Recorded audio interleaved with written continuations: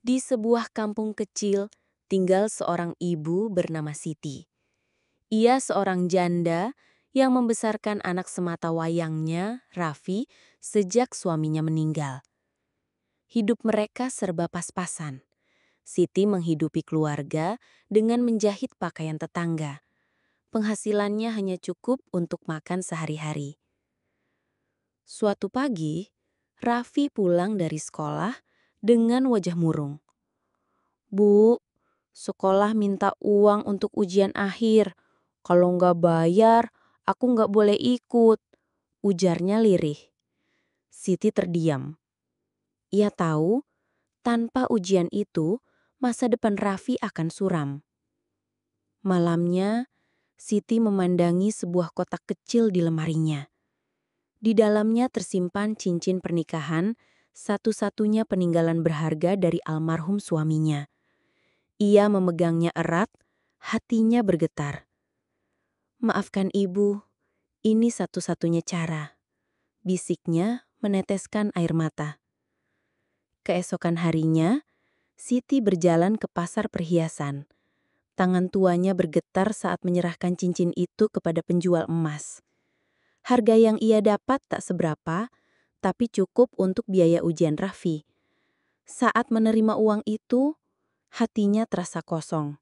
Bukan karena kehilangan emas, tapi karena melepas kenangan bersama suaminya demi masa depan sang anak.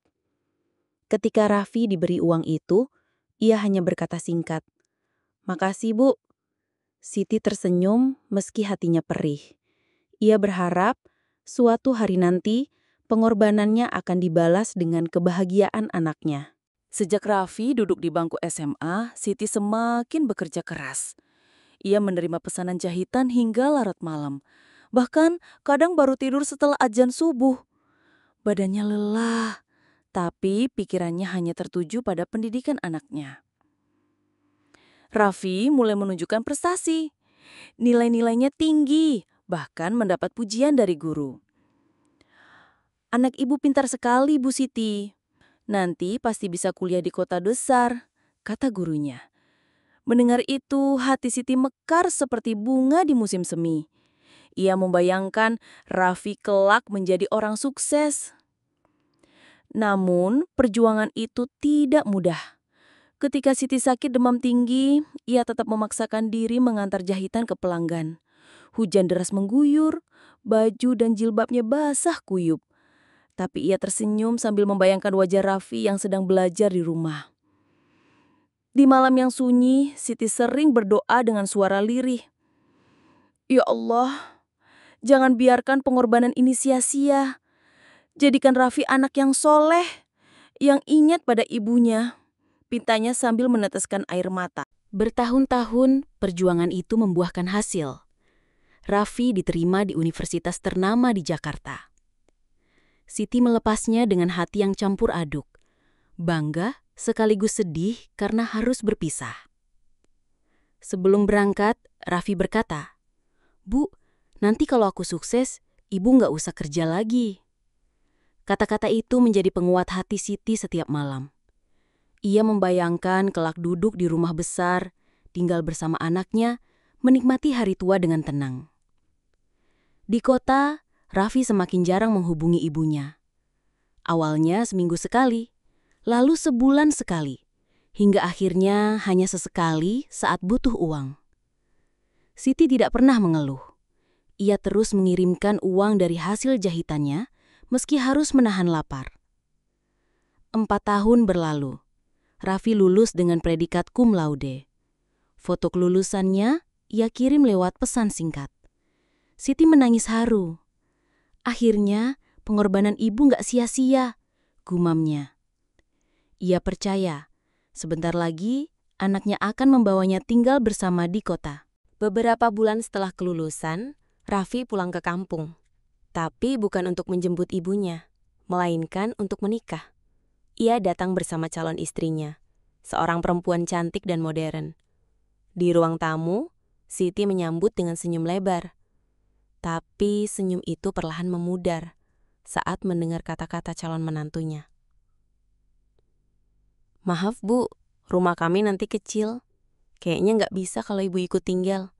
Lagi pula di Jakarta panas, nggak cocok buat orang tua, ucapnya enteng.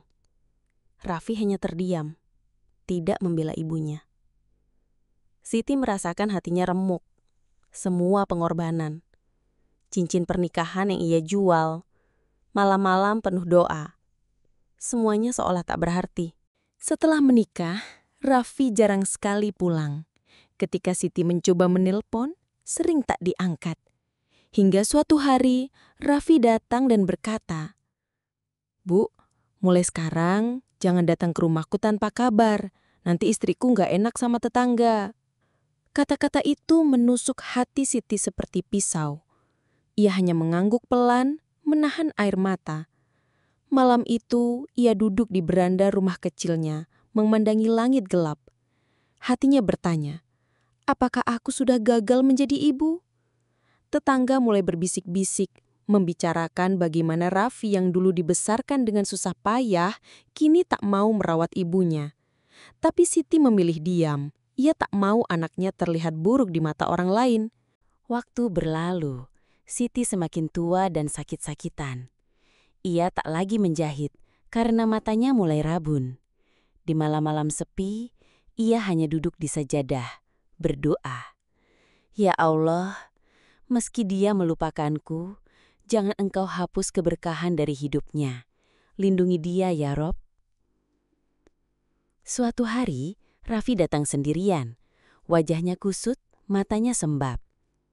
Bu, aku dipecat, usahaku bangkrut, istriku minta cerai, katanya terisak. Siti memandang anaknya lama, lalu memeluknya. Nak, ibu gak pernah marah sama kamu. Selama kamu mau kembali, rumah ini selalu terbuka. Air mata Raffi tumpah. Ia baru menyadari bahwa cinta seorang ibu tak pernah tergantikan, meski hatinya pernah disakiti. Siti tahu cincin pernikahan itu takkan kembali, tapi yang ia dapat lebih berharga, yaitu hati anaknya yang pulang meski terlambat.